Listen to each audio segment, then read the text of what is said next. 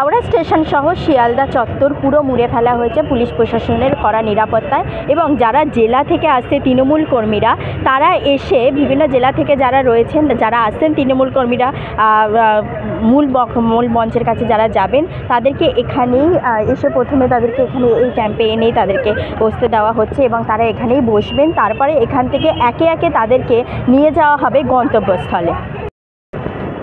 বিভিন্ন জেলা থেকে আগত তৃণমূল কর্মীরা যদি কোনো রকমভাবে অসুস্থ বোধ করেন, তাদের জন্য রয়েছে মেডিকেল ক্যাম্পের ব্যবস্থা এবং সেখানে প্রেশার থেকে শুরু করে যাবতীয় ওষুধপত্র, তারা কীরকম অসুস্থ বোধ করছেন দেখে তাদেরকে সেরকমভাবে ট্রিটমেন্ট করানোর জন্য রয়েছে ব্যবস্থা। এবং এখানে ডক্টর থেকে শুরু করে, নার্স থেকে শুরু করে বিভিন্ন রকমের আয়া কর্মীরাও রয়েছে তাদের সাথে।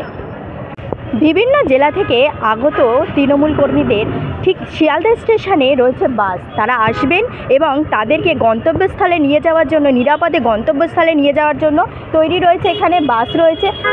শত শত বাস এখানে দাঁড়িয়ে রয়েছে, তাদেরকে এই বাসে করেই নিয়ে যাওয়া হবে গন্তব্যস্থলে এবং তাদেরকে নিরাপদে স্থানে রাখা হবে এবং তারা সেখানে রেস্ট নেবেন এবং খাওয়া দাওয়ার ব্যবস্থা রয়েছে। তারপরে তারা কালকে সকালেই মুখ্যমন্ত্রী মমতা বন্দ্যোপাধ্যায় কী বার্তা দেন, অর্থাৎ দলের শীর্ষ নেত্রী কী বার্তা দেয়, সেই অপেক্ষায় তারা রয়েছে, সেই দিকেই তারা যাবেন কালকের এবং এই বাসে করেই তাদেরকে গন্তব্যস্থলে।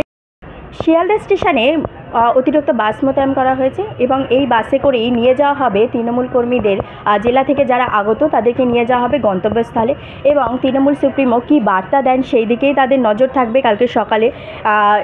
এই বাসে করেই নিয়ে যাওয়া হবে তাদের নেতাজি স্টেডিয়াম থেকে শুরু করে গীতাঞ্জলি স্টেডিয়াম, বিভিন্ন জায়গায় নিয়ে যাওয়া হবে এবং সেখানেই তাদের খাওয়ার ব্যবস্থা থেকে শুরু করে যাবতীয় সমস্ত রকমের ব্যবস্থা রয়েছে এবং এই বাসে করেই তারা যাবেন গন্তব্যস্থলে। এবং কালকে সকালেই কী বার্তা দেন মুখ্যমন্ত্রী মমতা বন্দ্যোপাধ্যায় সেই দিকেই নজর থাকবে।